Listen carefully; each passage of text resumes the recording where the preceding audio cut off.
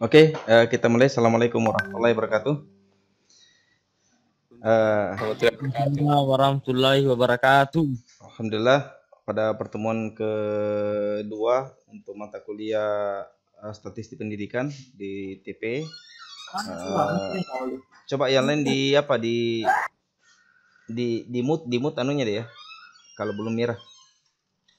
Oke. Pada pertemuan kali ini kita akan masuk pada materi sesuai dengan jadwal. Kemarin kita kita lihat dulu. Pada pertemuan ini nanti kita akan bahas tentang bagaimana cara mengumpulkan data, bagaimana cara menyusun data, serta bagaimana menyajikan data, menganalisa data, serta menginterpretasikan data. Jadi melalui fase deskriptif dan inferensial. Jadi kita ambil bayangan, ibaratnya misalkan kita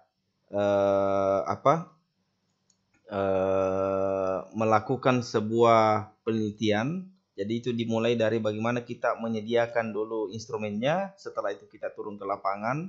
Di lapangan kita distribusikan itu instrumen. Setelah didistribusikan instrumen berupa tes dan seterusnya, baru kita melakukan sebuah analisa dan interpretasi data. Itu gambarannya untuk yang kita akan lakukan nanti di pertemuan kedua.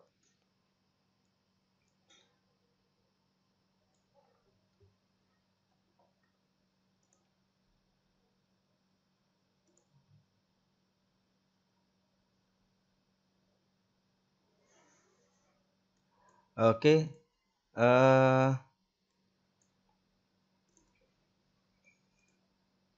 Kita masuk ke sini. Saya share konten dulu.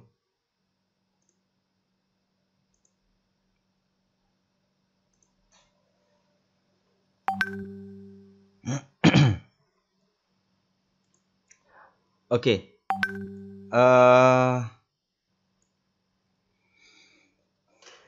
Ini sebenarnya terkait pengukuran dan evaluasi. Jadi sedikit ada brainstorming kembali bahwa pengolahan informasi statistik mempunyai sejarah sejak peradaban manusia sebenarnya. Jadi itu pengolahan informasi statistik. Sejak ada namanya peradaban manusia itu sudah ada di situ. Jadi pada awal Masehi, bangsa-bangsa mengumpulkan data statistik untuk mendapatkan informasi deskriptif mengenai pajaknya, mengenai perangnya, mengenai hasil bumi, bahkan pertandingan atletik pun juga. Pada masa kini, berkembangnya teori peluang dapat memungkinkan manusia menggunakan data statistik untuk meneropong jauh di luar data yang dikumpulkan melalui generalisasi dan peramalan. Itu pengukuran dan evaluasi. Sehingga sekarang ini masih materi sebenarnya untuk pendidikan bahasa dan sastra Indonesia. Sebenarnya sama konteksnya.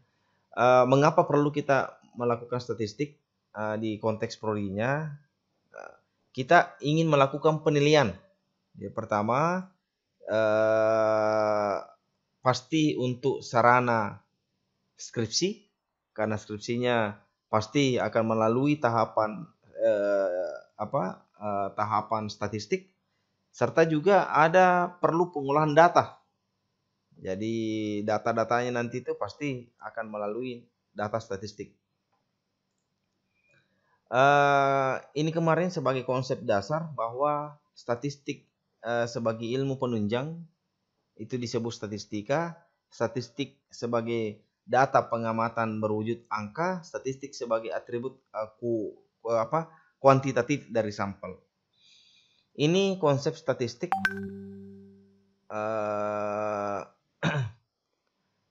jadi yang pertama ada dua di sini fase, ada namanya fase statistik deskriptif dan ada namanya fase statistik inferensial.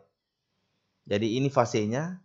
Jadi statistik deskriptif itu berkenaan dengan pengumpulan, pengolahan dan penyajian sebagian ataukah seluruh data untuk memberikan informasi tanpa pengambilan kesimpulan. Itu deskriptif. Misalkan kita mengetahui persentase, jadi tidak ada uji hipotesisnya. Tidak sama kalau misalkan pada konteks statistik inferensi, itu ada pengambilan keputusan dalam konteks apakah itu sebuah hipotesis yang diterima ataukah ditolak. Itu jadi statistik inferensial. Jadi kalau misalkan ada yang mau meneliti nanti dan itu suatu judul dan itu ada pretest, treatment dan post-testnya, pasti ada dua statistik yang kita akan uji. Yang pertama kita akan menyajikan data statistik deskriptif, lalu ke tahap berikutnya lagi statistik inferensial. Jadi kalau misalkan ada pengujian hipotesis hanya pada landasan mean score itu, standar deviasi dan persentase, itu belum sampai itu deh, belum sampai. Jadi kita harus menyajikan hingga pada konteks statistik inferensial untuk membuktikan hipotesisnya apakah diterima ataukah ditolak pada hipotesis nul ataukah alternatifnya. Itu modelnya. Baik, berikutnya ini metode ilmiah. Jadi ada statistika dan metode ilmiah. Jadi metode ilmiah di sini adalah suatu cara mencari kebenaran yang ditinjau dari segi penerapannya, risiko atau keliru paling kecilnya. Jadi langkah-langkahnya itu biasa. Jadi sebenarnya itu metode ilmiah itu skripsi, tesis, disertasi, ataukah ada penelitian-penelitian lainnya.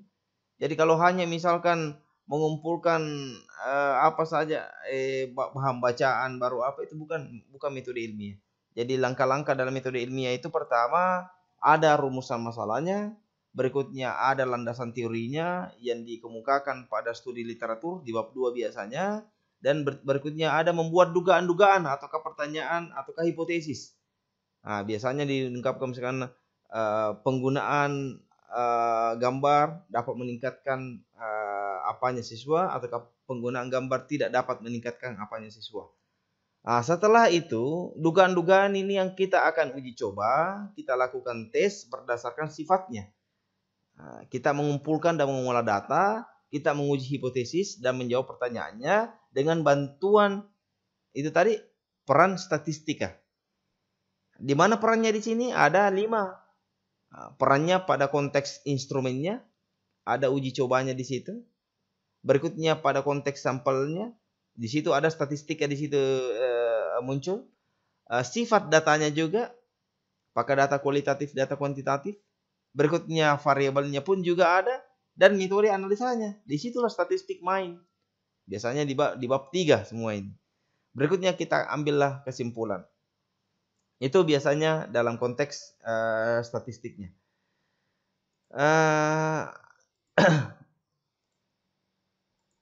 Baik, berikutnya data terbagi atas 2. Ada namanya data kualitatif, ada namanya data kuantitatif.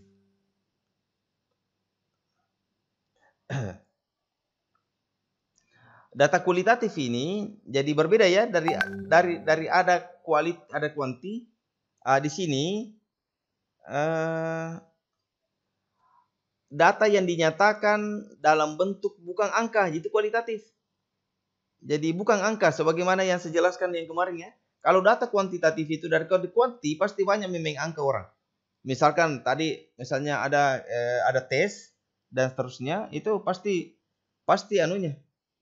Pasti pasti ada angka-angka di situ yang mungkin menyatakan tes awalnya ataukah tes ujiannya, tes post-testnya dan seterusnya. Oke. Jadi seperti ini ada datanya, jenis datanya itu diolah secara kalau kualitatif itu ada nominal dan ordinal. Kalau jenis datanya di kuantitatif itu dia interval dan rasio. Itulah data. Jadi nominal dan ordinal dan interval dan rasio. Jadi saya ulangi tadi, kualitatif itu pasti analisa, misalkan kalau kita ingin meneliti bagaimana kira-kira pandangan masyarakat terhadap pembelajaran daring yang dilakukan oleh anunya. Itu pasti dari judulnya itu sudah kualitatif. Ataukah misalkan error analysis, analisa error terhadap penggunaan structure dan seterusnya. Itu datanya kita melakukan dari hasil wawancara interpretasi sebagai data primernya. Kalau data sekundernya itu bisa dari angket, bisa dari data-data awal yang sumbernya dari mungkin di sekolah ataukah dari bagian akademik yang kita akan tuju. Ini data nominal. Kemarin saya rasa sudah saya berikan contohnya. Ada data nominal, data ordinal, data interval, data rasio. Kalau data nominal itu contohnya biasanya misalkan jenis kelamin, jenis pekerjaan. Kalau data ordinal itu contohnya itu kepuasan kerja, motivasi. Kalau data interval itu ada temperatur suhu. Itu temperatur suhu itu yang ada angka-angkanya. Data rasio pun juga berapa gajinya, berapa skor ujiannya, berapa jumlah bukunya. Itu contoh-contoh untuk datanya. Sekarang untuk pengolahan data, di sini parameternya itu ada dua. Ada namanya statistik parametrik, ada namanya statistik non parametrik. Jadi apa sih sebenarnya itu statistik parametrik? Jadi ini hanya sebagai teori pembukaan deh ya, karena nanti kita akan banyak praktikum juga. Nanti langsung ada terapan juga, ada juga nanti tugas terapannya yang nanti diupload juga di sistem untuk terkait caranya menganalisa berdasarkan penjelasan yang ada. Parameternya itu ada namanya parametrik, ada namanya non parametrik. Parametrik itu berhubungan dengan inferensi statistik yang membahas parameter-parameter populasi, jenis data interval atau rasio, distribusi data normal ataukah mendekati normal. Ada juga statistik non parametrik. Non parametrik di sini inferensi statistik membahas parameter-parameter populasi, jenis data nominal ataukah ordinal, distribusi data tidak diketahui ataukah tidak normal. Nah, pada konteks variabelnya, jumlah berdasarkan jumlah variabel dibagi menjadi ada namanya univariat, ada namanya bivariat, dan ada namanya multivariat. Karena ini nanti akan ada muncul nanti di SPSS ini deh. Jadi itu nanti jangan sampai nanti kita salah pencet di situ berapa variabel. Yang tadinya itu 2 variabel baru kita tulis di situ 1 variabel, kita pilih bivariat, itu 2 itu. Jadi misalkan ada itu uni, dari kata uni itu hanya ada 1 pengukuran variabel untuk sampel dan beberapa variabel, tetapi masing-masing variabel dianalisa sendiri-sendiri. Itu tunggal. Jangan sampai jadi pasti tertolak di sistem itu. Kalaupun diterima pasti error jawabannya. Jadi diingat kalau univariat itu pengukurannya untuk masing-masing 1 variabel. Kalau bivariat itu dia 2. Contohnya misalkan ada korelasi motivasi dengan pencapaian akademik. Jadi ada hubungannya antara motivasi terhadap pencapaian akademik. Jadi ini 2. Berikutnya kalau multivariat itu jadi pengukuran itu lebih dari 2, 3. Jadi misalkan pengaruh motivasi terhadap pencapaian akademik yang dipengaruhi oleh faktor latar belakang pendidikan, faktor sosial, dan faktor sekolah. Itulah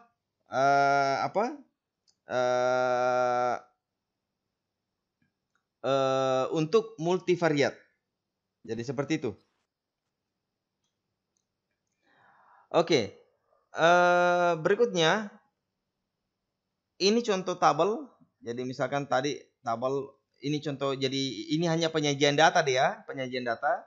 Jadi jangan dilihat dulu angkanya dengan huruf-hurufnya di dalam. Kita fokus dengan bagaimana modelnya. Jadi kalau orang bilang model tabel, maka ya diminta itu modelnya tabel seperti di atas. Kalau orang minta model grafik, maka grafik kalau nanti di SPSS itu pasti ada di situ bilang modelnya. Apakah dia modelnya itu dia pie chart ataukah yang model bar chart. Nah, itu. Jadi itu untuk penyajian datanya. Sebentar.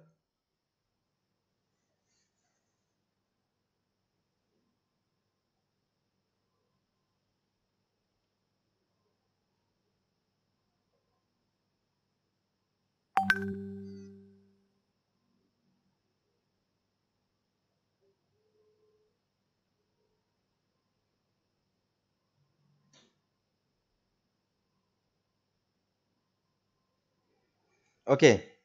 Sampai di sini ada yang mau ditanyakan, Dek? Siapa tahu ada yang mau ditanyakan sebelum kita lanjut?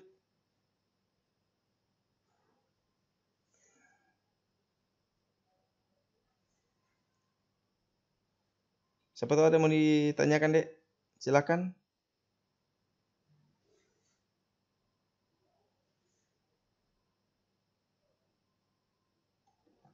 Ada yang mau ditanyakan?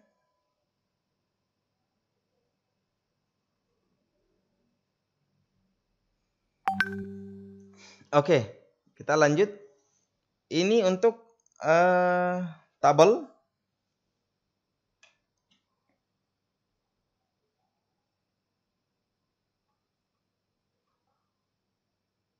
Ini untuk membuat tabel. Jadi tabel-tabel itu biasanya ini modelnya. Jadi tabel itu berisikan ada dua, ada kolom dan ada baris. Jadi ini barisnya, ini kolomnya. Jadi yang ke bawah itu kolomnya, itu barisnya ke sini. Jadi kalau kolom itu biasanya ada label, ada jumlahnya. Nanti kita lihat di Excel, biasanya di Excel. Nanti kita akan diskusikan lebih lengkap. Yang mana sih namanya itu, bagaimana caranya menyusun. Apalagi misalkan sudah masuk pada tatanan evaluasi nilainya siswa. Jadi seperti itu.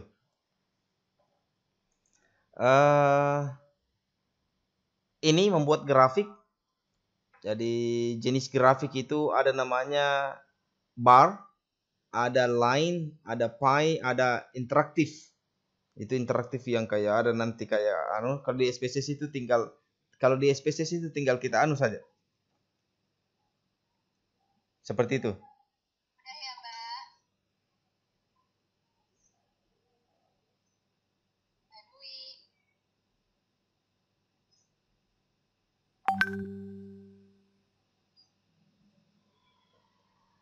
Oke, kalau di SPSS itu tinggal kita input nanti grafiknya, statistik deskriptifnya, statistik inferensialnya itu pasti sudah otomatis semua. Yang penting kita tahu nanti jenis datanya secara teori, tinggal kita masukkan nanti di SPSS. Begitu modelnya.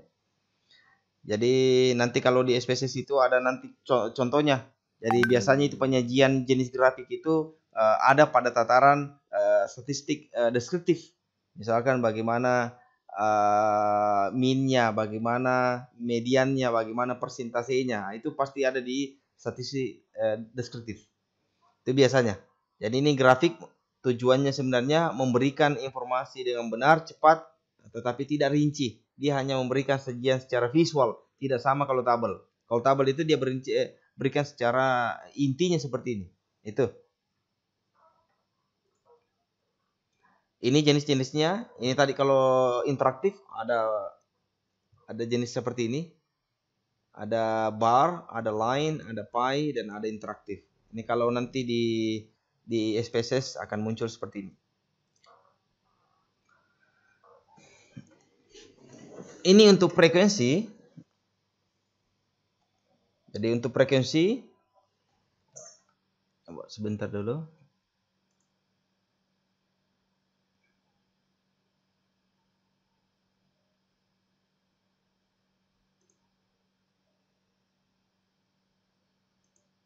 Oke. Ini kelewatan banyak materinya ini. Sebenarnya di materi berikutnya 3 nanti kita tuntaskan, tapi oke lah, that's no problem. Nanti kita lihat secara umum saja. Ini frekuensi. Jadi ini akan nanti masuk, kita akan bahas di pertemuan berikutnya. Kemudian inilah tadi data-data secara awal, secara teori yang nantinya kita akan masuk di sini. Coba saya lihatkan dulu SPSS supaya langsung terapan. SPSS. Sudah ada yang download SPSS-nya, Dek? Sudah ada yang download SPSS-nya?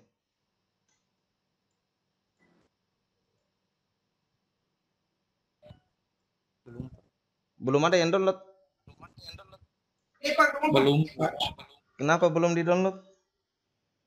Sudah, Pak, sudah belum dibuka.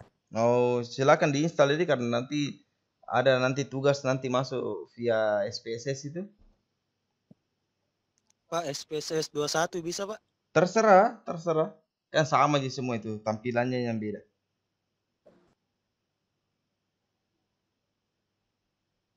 Tidak ada laptopnya, Pak. Tidak ada laptopnya.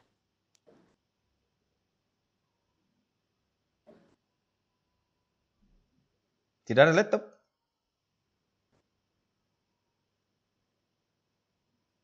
Bagaimana yang tidak punya? Sama temannya tuh. Oke, misalkan seperti ini. Artinya intinya kalau yang belum yang belum punya laptop ya bagaimana lah usahain nanti sama pintar-pintarin sama temannya itu. Yang itu yang sudah punya laptop ya usaha kami download atau kayak yang memang sudah punya, apakah di SPSS di bawahnya ini ya, sebenarnya sama aja analisanya, yang bedakan adalah tampilannya. Jadi misalkan begini, misalkan saya kasih, artinya saya belum jelaskan secara rinci bagaimana anunya dia, saya hanya isi saja. Misalnya 50, 60, 70, 60, 50, 50, 60, 60, 55, 60, 70 misalkan. Nah, setelah itu ini ada mungkin nilai 60, 50, 70, 75, 70, 80, 70, 75, 75, 80. Nah, ibaratnya mungkin ada ini gambarannya, dari gambar di atas ini di layar kita sudah bisa menerka bahwa itu sampelnya itu ada 10. Mungkin artinya kalau misalkan satu kelas, tapi kalau 2 kelas itu berarti 20. Toh? Nah, coba misalkan kalau kita ini ibaratnya ini pretest, ini post test. Mungkin biasa dengar deh ya. Nah, kalau kita analisa, langsung kita klik analyze, baru ada kita klik, kita hanya main di sini saja kalau jenis jenis eksperimen di deskriptif statistik dengan di compare mean. Nanti di deskriptif statistik kita ambillah frekuensi. Setelah klik frekuensi, ada dua. Oh, kita kasih label dulu ya. Ini pre-test. Ini post-test. Oke. Setelah itu kita analyze. Ada deskriptif statistik, frekuensi. Kita mau analisa semua ini. Kita mau lihat statistiknya, central tendency ini. Mean score-nya, mediannya, mode-nya, sum-nya. Setelah itu kita mau lihat juga dispersion-nya, standar deviasi, variance, range-nya, minimum score, maximum score, standar error. Oke, continue. Setelah itu kita mau lihat chart-nya. Itu tadi saya lihat, kita lihat ya ada di sini ada 3 macam. Ada bar chart, ada pie chart, dan ada histogram. Jadi ada bar chart. Kalau bar chart itu yang apa namanya? Yang ada yang tinggi-tinggi itu yang kayak balok-balok. Nah, coba kita lihat kalau misalkan di bar chart. Kita continue. Setelah kita continue, baru kita oke. Selesai langsung. Jadi pretestnya di sini mean score-nya itu di pretest itu adalah 59,50. Kalau di post-test itu 70,50. Nah, ini pretestnya, ini tabelnya, tabel frekuensinya berapa, persennya berapa. Ini untuk ini tadi yang balok-balok yang saya bilang tadi, Oke, seperti ini untuk deskriptif statistik. Kalau deskriptif inferensial kita mau melihat tadi nilainya apakah dia hipotesis diterima atau tidak. Nanti kita kembalikan bagi kapan itu hipotesis diterima atau ditolak. Ada serasa di pertemuan di 6 itu materinya. Kita ambil saya compare mean, baru pair sample t-test. Oke. Setelah ini variabel 1 kita simpan di sini, variabel 2 kita simpan di sini. Langsung oke saja. Selesai. Buktinya apa? Kalau langsung kita cek DF-nya, degree of freedom. Degree of freedom itu N dikurang 1. N-nya berapa? 10 tadi ya. 10 dikurang 1, 9. Maka nilai p-value-nya adalah 0,006. Dari nilai tadi itu 0,005. Kita bandingkan dengan 0,05. Kalau 0,05 itu lebih besar daripada ini, maka hipotesis, berarti ini hipotesis alternatif diterima. Itulah, ini nilai t-testnya, ini untuk standar minimum score-nya dan seterusnya. Begitu modelnya, Dek. Jadi ada dua di sini langsung tersaji. Ada statistik deskriptif, ada statistik inferensial. Oke, ada mungkin yang mau ditanyakan? Jadi mudah-mudahan silahkan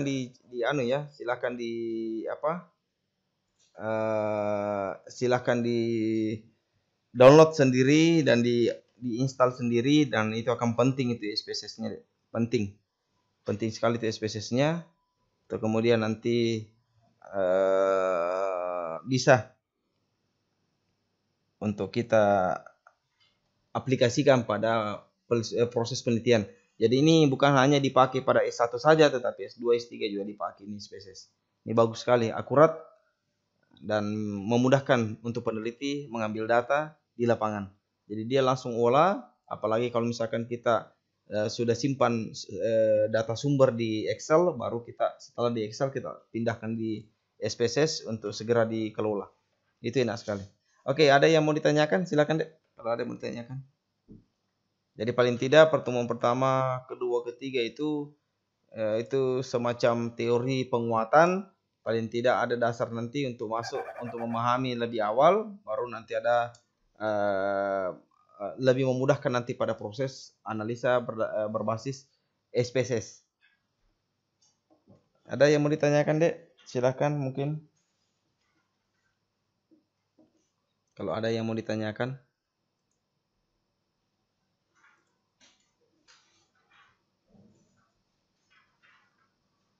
Bagaimana?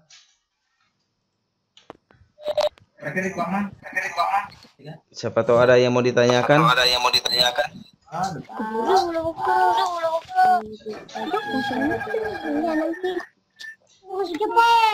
Oke, di grupnya itu, di pertemuan ketiga itu nanti kita akan bahas nanti itu tadi sedikit dengan contoh dari central tendency, yang mana sih namanya itu mean score, median, most, dan quartile, decile, dan persentase. Di pertemuan keempat nanti kita akan belajar bagaimana itu pada pengukuran standar deviasi, range, standar variannya, hipotesis, pengujian hipotesis, dan seterusnya. Pertemuan kelima, keenam nanti kita praktikum. Jadi silahkan dilihat, kalau ada yang perlu di-download di masing-masing pertemuannya, silahkan di-download. Kalau ada di situ latihan-latihan nanti, ya silahkan di-download memori dulu, kayaknya di pertemuan ke-6 itu. Nanti sudah ada nanti sistemnya di situ. Oke. Saya belum share buku ya. Buku statistik sudah saya share, Dek? Sudah? Belum, Pak. Belum ya? Belum, Pak. Oh, berarti coba saya kasih di mana? Saya kasih atau saya share di grup saya dulu supaya saya ingat ini. Apa namanya itu? Di kelas A. Oke. Ada, saya sudah baru-baru share itu di grup WA-nya.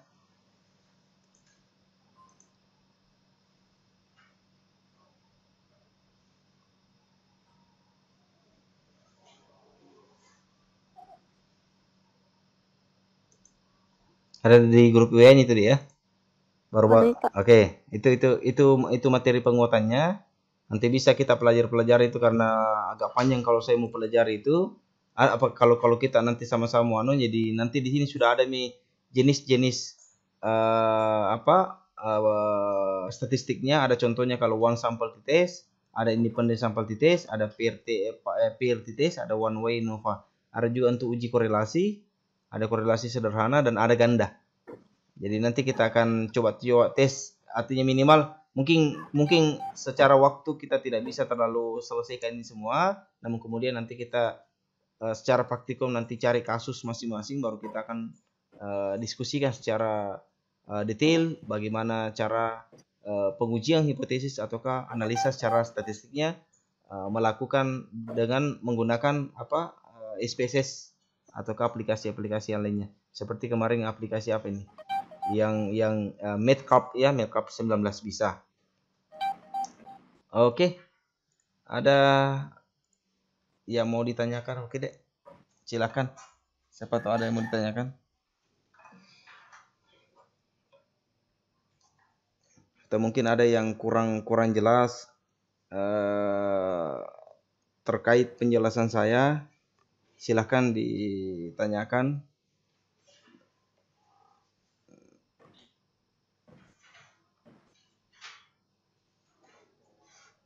Banyak yang tidak punya laptop kah? Ada berapa orang yang tidak punya laptop, Dek? Ada. Maksudnya ada berapa orang?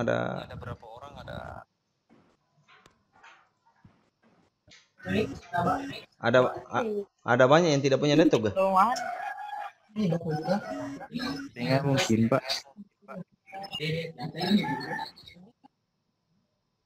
Jadi sekali lagi mohon yang misalkan yang punya kuota atau wifi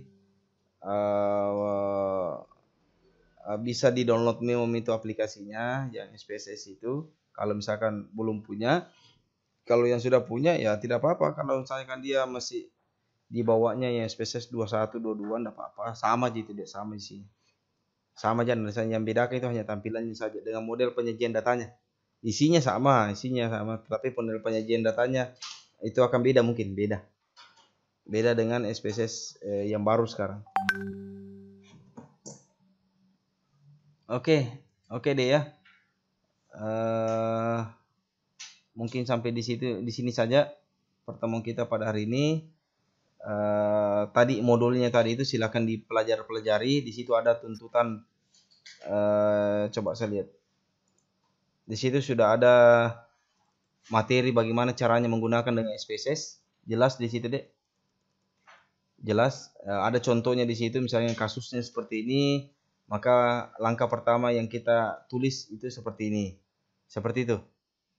Jadi ada langkah-langkahnya di situ. Jadi ini sudah memudahkan lagi nanti, Dek. Bagaimana caranya itu nanti kita baca hipotesisnya.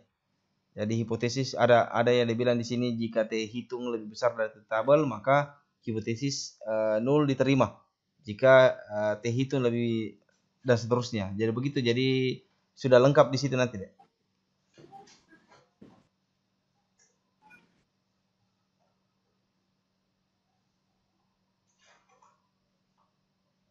Oke deh ya. Jadi terima kasih banyak atas atensinya, partisipasinya, keikutsertaannya pada mata kuliah pertemuan kedua ini. Saya sementara juga susun di pertemuan kapan ada persiapan, mungkin ada kuliah tamu untuk beberapa konteks. Jadi saya sebentar siapkan. Jadi nanti saya coba lihat apakah di pertemuan kelima atau keempat kita ada dosen tamu dari luar yang akan gabung di kelas online kita untuk sharing bersama kita terkait statistik dan analisa data. Nanti saya coba cari-cari dulu pakar-pakarnya yang sesuai dan memang juga enak kalau dia mengajar. Kalau ada ya nanti saya akan susun jadwalnya dan sharing khusus untuk kelas tak. Jadi seperti di bahasa Inggris itu hari Jumat nanti ada sharing literature sastra dari dosen dari Universitas Al-Syariah Mandar, Polmas, Sulawesi Barat.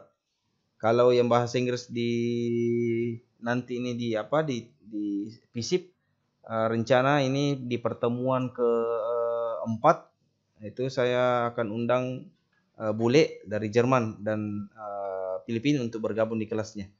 Jadi sementara saya komunikasi sama beliau supaya paling tidak minimal adalah tidak bosan juga, karena pasti kalau bosan pas muncul Pandi lagi pasti bosan seperti itu.